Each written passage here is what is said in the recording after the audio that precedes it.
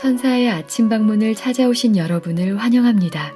오늘도 아침 예배 말씀으로 믿음과 위로의 시간을 갖게 되길 바랍니다.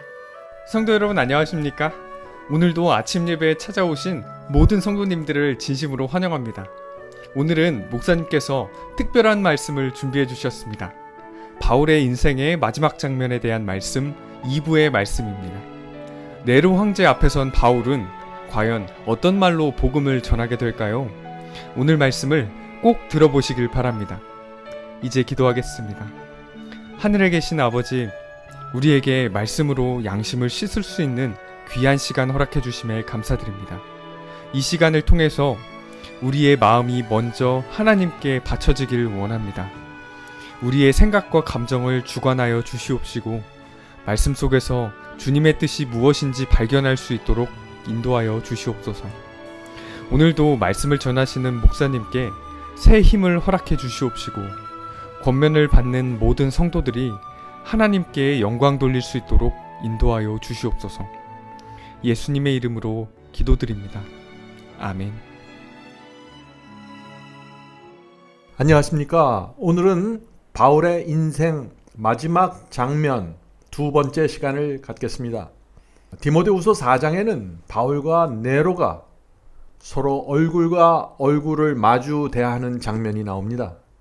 극도의 이기심과 교만의 생애를 살아온 네로 황제와 또 자기를 부인하고 모든 것을 바쳐서 희생의 길을 걸어온 이 바울이 로마의 법정에서 만났습니다. 네로는 황제이고 바울은 죄인의 입장으로 만난 것입니다. 하나님께서는 위대한 종 바울을 통해서 네로 황제에게 복음을 받을 수 있는 마지막 기회를 베푸신 것입니다. 오늘도 Act of Apostle, 사도들의 발자취라는 책을 읽으면서 함께 말씀을 묵상하도록 하겠습니다. 헬라인들과 로마인들 가운데는 피고가 재판장 앞에서 자신을 위하여 변호할 변호인을 고용할 특권이 허락되는 것이 한 습관이었다. 자, 로마 시대는 변호사를 고용할 수 있었어요. 그건 이 피고, 죄를 범한 사람의 권리입니다. 이런 변호인은 힘 있는 논증과 열렬한 웅변 혹은 간청과 기도와 눈물로써 흔히 죄수에게 유리한 결정을 얻게 하거나 혹은 이 일에 실패한다 할지라도 형벌의 혹독성을 경감시키는 데 성공했다. 오늘날 변호사와 비슷한 역할을 하죠? 그 당시에 그런 변호사가 있었다는 것입니다. 바울이 이 변호사의 도움을 받았을까요? 받지 못했습니다. 자, 계속해서 읽어보죠. 그러나 바울이 네로 황제 앞에 소환되었을 때에는 아무도 감히 그의 변호인이나 대변으로 나서는 사람이 없었다. 아니, 황제가 지금 기소해서 황제가 지금 바울을 잡으려고 하는 거예요. 그럼 누가 감히 그 앞에서 변호사로 자청하겠어요? 아무도 무서워서 나타나지 않는다는 것이죠. 그에게 가해진 비난이나 그가 자신을 변호하기 위하여 간청한 논증의 기록을 보관할 친구도 없었다. 로마에 있는 그리스도인들 중에 이 시련의 때 그의 곁에 서려고 나온 사람은 아무도 없었다. 바울이 혼자 그 고독과 외로움의 길을 걸어갔다 하는 것입니다. 바울은 그런데 이런 자신의 상황을 이 디모데에게 전하는 것입니다. 내가 지금 어떤 입장에 있다 하는 것을 디모데 후서에 바로 그 기록이 있는 것이죠. 디모데 후서 4장 16절부터 17절입니다. 내가 처음 변명할 때 나와 함께 한 자가 하나도 없고 다 나를 버렸으나 디모데가 이 편지를 읽었을 때 얼마나 마음이 아팠겠어요. 자기가 그 존경하는 바울, 그 사도 바울이 그 어려운 상황에 있었는데 그 로마에 있는 사람들 중에 아무도 함께 하지 않았고 아무도 변호를 해주지 않았다는 이 기록을 봤을 때 얼마나 이 디모데의 마음이 아팠을까요? 다 나를 버렸으나 저에게 허물을 돌리지 않기를 원하노라. 이것이 바울의 신앙이죠. 원망하지 않겠다는 것입니다. 주께서 내 곁에 서서 나를 강건케 하심은 나로 말미암아 전도의 말씀이 온전히 전파되어 이방인으로 듣게 하려 하심이니 내가 사자의 입에서 건지웠느니라. 성도 여러분, 바울은 지금 이 재판장의 이 장면을 지금 뭐로 보는 거예요? 전도할 수 있는 기회로 보는 거예요. 엄청난 핍박과 환난이 오는데 바울은 이것을 전도의 장면으로 보는 것입니다. 마지막 환난이 일어났을 때 성도들에게 엄청난 무서운 핍박이 쏟아질 때 늦은 비 성령을 받은 사람들은 그 장면을 복음이 전파될 수 있는 마지막 기회로 보고 들어가는 것입니다. 이 네로 황제의 권력은요, 우리가 상상할 수 없는 수준입니다. 절대 권력을 갖고 있었어요. 말 한마디면 법입니다. 우리가 이 네로 황제가 어떤 권력을 갖고 있었는가 하는 걸 알아야 바울이 입장이 정확하게 이해가 되는 거예요. 네로의 권위를 의심하거나 그의 뜻을 거스를 자는 한 사람도 없었다. 왕들은 그의 발 곁에 네로 황제의 발 곁에 그들의 면류관을 벗어두었다. 강력한 육군은 그의 명령에 따라 행진하였고 그의 해군의 깃발은 승리를 거두었다. 지금 로마의 육군과 해군을 얘기하는 것이에요. 이 모든 군사들이 네로 황제의 말에 의해서 자꾸 움직인다는 것입니다. 그의 조상은 이 네로 황제의 조각상을 말하는 거죠. 조각상은 재판정에 세워졌고 원로원 의원들의 포고나 재판관들의 판결은 네로 황제의 뜻에 반향에 불과하였다. 네로가 원하는 대로 재판을 한다는 거예요. 지금 수백만 명이 그의 명령에 순종하였다. 네로의 명성은 세계를 진동하였다. 그를 불쾌하게 하는 것은 재산과 자유와 생명의 손실을 의미하였고 그의 얼굴이 찌푸림은 연병보다 더 무서웠다. 네로 황제의 권력이 아시겠죠? 이 네로 황제가 얼굴을 살짝 찡그리면은 옆에서 알아서 다 해주는 거예요. 그냥 죽일 사람은 죽이고 투옥할 사람은 투고 옆에서 다 알아서 해주는 거예요. 표정 하나로. 엄청난 권력이에요. 이 앞에 바울이 쓰는 것입니다. 아무도 이 변호해 줄 사람 없이. 바울이 신뢰한 분이 한 분 계셨는데 그분이 누구예요? 하나님을 믿고 들어간 것입니다. 자, 황제 앞에서 서 있는 이 바울의 모습을 한번 우리가 봐야겠죠. 돈도 없고 친구도 없고 변호인도 없는 노령의 죄수 바울은 네로 앞에 섰다. 황제의 얼굴에는 마음속으로부터의 격노한 감정의 수치스러운 기록이 있었고 이미 이 황제의 얼굴에 굉장히 안 좋은 표정이 있었다는 것이에요. 왜? 로마시가 불탔어요.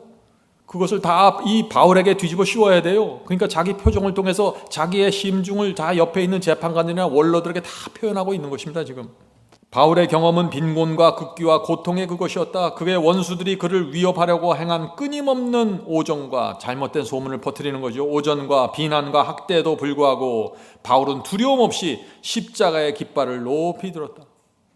바울이 여기 가서 이 재판장 앞에서 무슨 불을 안 질렀다는 놀라운 논리를 펼치는 게 아니에요. 십자가 복음을 전하는 거예요. 그냥. 왜요? 전도회예요. 전도회. 지금 이 복음을 전하는 전도회로 들어가는 거예요. 그는 주님처럼 그는 겁없는 방랑자였었지만 예수님처럼 바울은 인류를 복되게 위하여 살았다. 변덕스럽고 성 잘내고 음탕한 폭군 네로가 어떻게 하나님과 아들의 품성과 동기를 이해하거나 평가할 수 있었겠는가? 계속했겠습니다. 넓은 법정에는 열심 있고 침착하지 못한 군중들이 운집하여 일어날 모든 것을 보고 듣고자 앞으로 모여들었다. 자, 법정에 많은 사람들이 모여들었다는 것이에요. 바울이 어떻게 대하는지, 어떤 태도로 지금 자기를 변호할지 사람들이 궁금한 것입니다. 높은 사람들과 낮은 사람들이 다 거기에 있었고 부자와 가난한 사람, 학식 있는 사람과 무식한 사람, 거만한 사람과 겸손한 사람이 모두 다 같이 생명과 구원의 길에 대한 참 지식이 부족했다.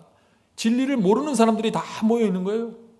유대인들은 바울에게 소요와 이단이라는 해묵은 비난을 퍼부었고 유대인과 로마인은 모두 바울을 로마 도성에 불을 지르도록 선동하였다고 고소하였다. 그에게 이런 비난이 역설되는 동안 바울은 계속 침착함을 유지하였다. 백성들과 재판관들은 놀라움으로 그를 바라보았다. 그들은 많은 신문에 참석하여 많은 죄수를 보아왔으나 저희 앞에 있는 이 죄수처럼 거룩하고 침착한 모습을 가진 자는 결코 본 적이 없었다. 이 사람들은 이 바울의 얼굴과 표정과 태도에서 어떤 죄의 흔적과 비겁함을 보지 못했다고 하는 것입니다.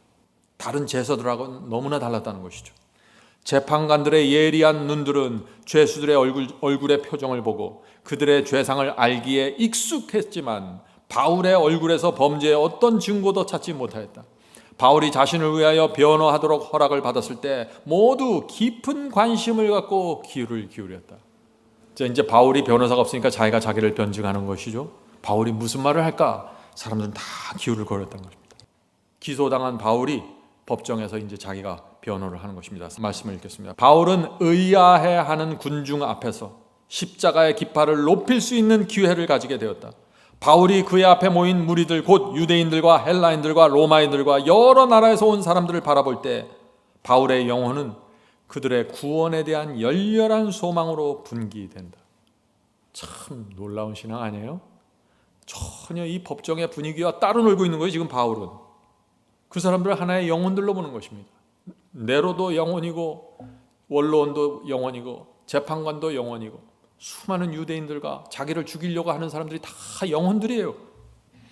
바울은 자기에게 지금 이 재판이 사형을 언도하려고 지금 재판관이 다 준비가 되어 있는데 영혼들을 보는 것입니다. 그래서 설교하는 거예요. 설교. 자, 바울이 무슨 설교를 했는가?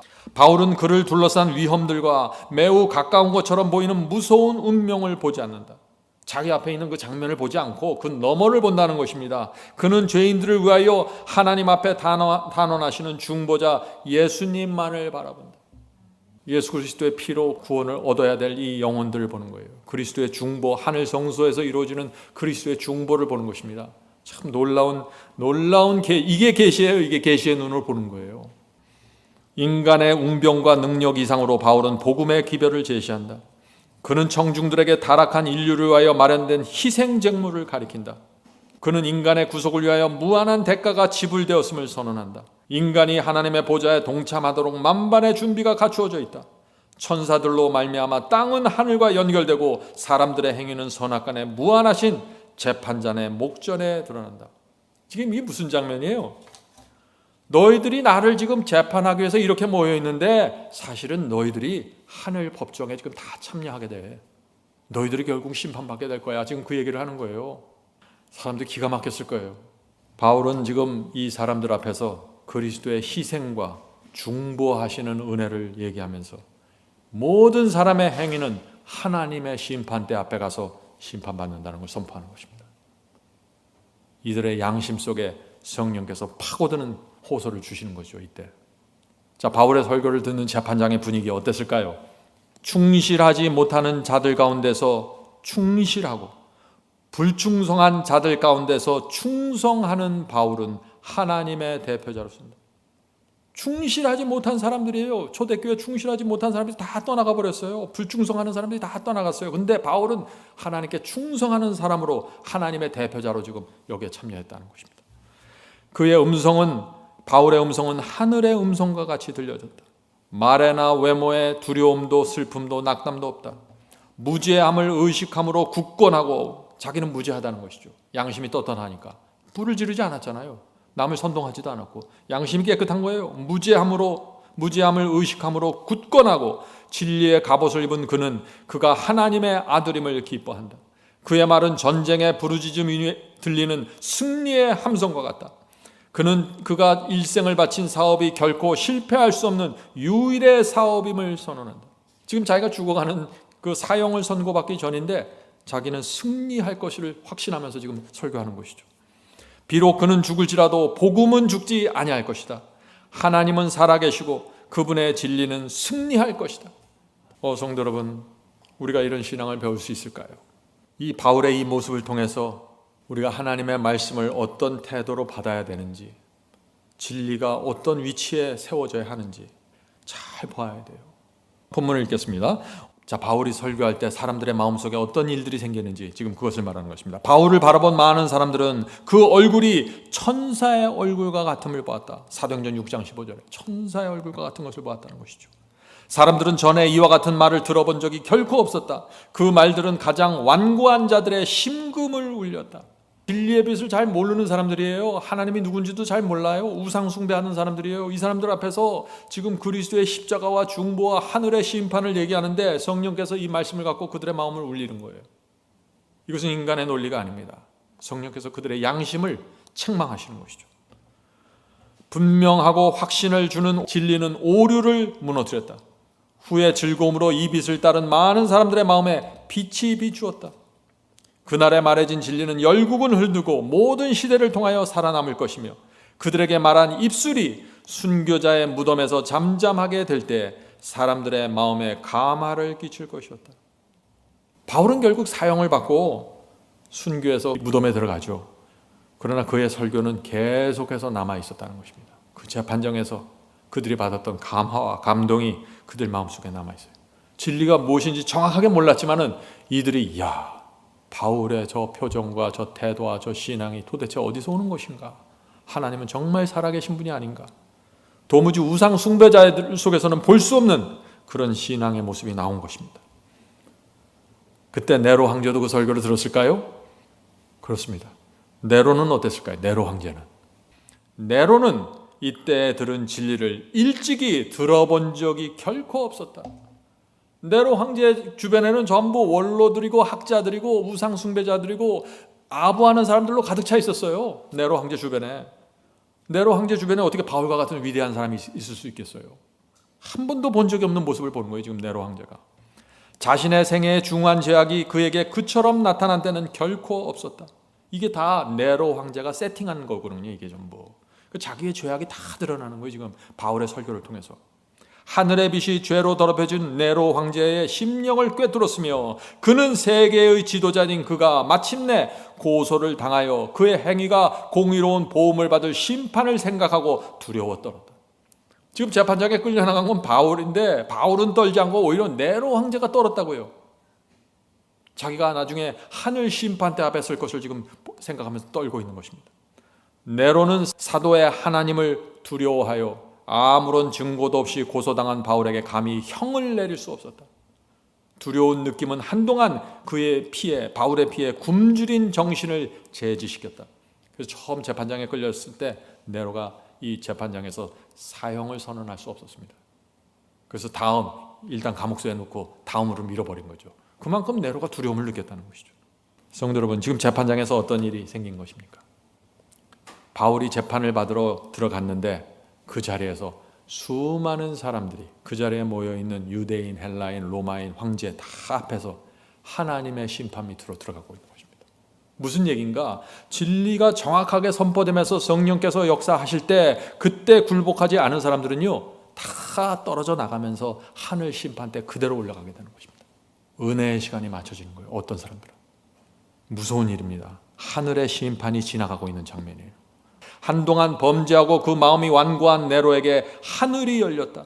하늘의 평화와 순결이 바람직하게 보였다. 그 순간 은혜의 초청은 네로에게까지도 확대되었다.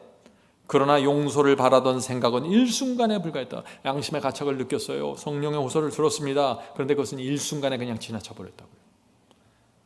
그는 바울을 다시 그의 토굴로 데려가라는 명령을 내렸으며 하나님의 종에게 토굴의 문이 닫혀졌을 때 로마 황제에 대한 회개의 문도 영원히 닫혀졌다. 하늘에서 온 빛이 다시는 그를 둘러싼 흑암을 꿰뚫지 못하였다. 성도 여러분, 하나님의 은혜의 초청만 있는 것이 아니에요.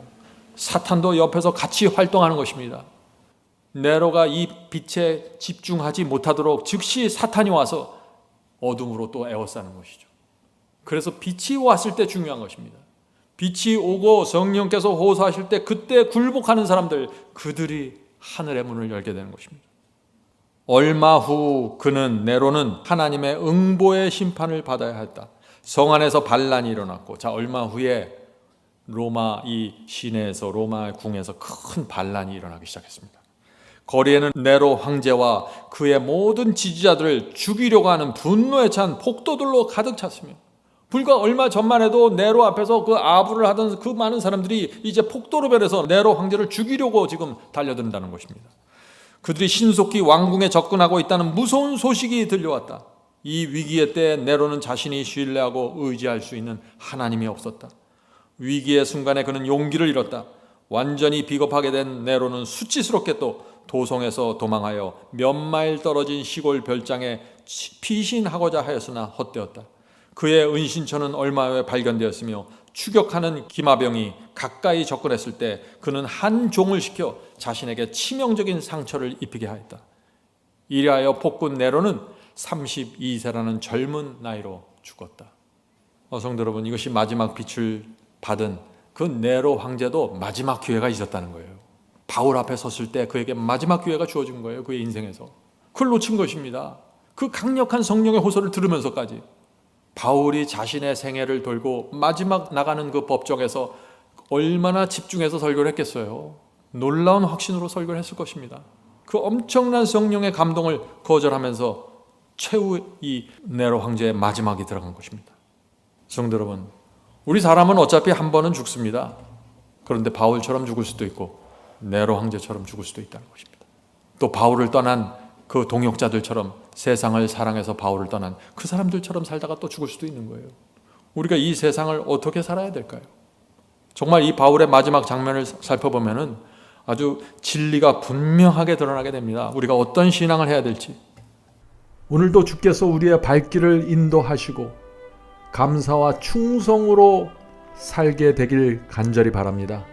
이제 기도하겠습니다. 하늘에 계신 아버지, 바울의 인생의 그 마지막 장면에서 참된 신앙을 배울 수 있도록 도와주시옵소서. 충성이 없는 이 세상에서 하나님께 충성하는 신앙을 받길 원합니다. 신실함이 없는 이 교회에서 하나님께 신실한 신앙을 하게 되기를 소원합니다. 저희를 그렇게 인도해 주시옵소서.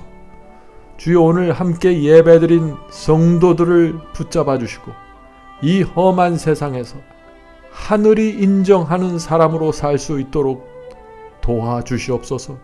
필요한 것들을 공급해 주시고 오늘 아침 받은 이 은혜와 말씀을 붙잡고 살아갈 수 있도록 인도해 주시옵소서. 이 모든 말씀 예수님의 이름으로 간절하게 기도드립니다. 아멘.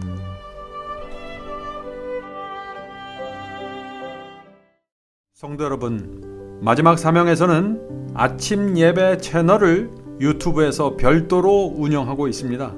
아침 예배 채널에서는 매일 새벽 4시에 예배 영상이 올려지고 있으며 특별히 아침 9시에 예배가 진행됩니다. 아침 9시 예배가 아침 예배 채널의 독특한 특징입니다. 원하시는 분들은 유튜브에서 아침 예배 채널을 별도로 구독 신청하여 주시면 저희와 함께 아침마다 예배 드릴 수 있습니다. 매일 아침마다 하나님의 말씀으로 저희 모두가 주 앞에 나와 예배 드리는 신앙으로 함께 나가게 되길 간절히 바랍니다.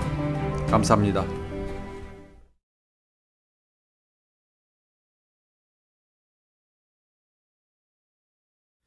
대산을 넘어 한국에 가도 빛 가운데로 걸어가면 주께서 네 버리시기로 약속한 말씀 변치 않네.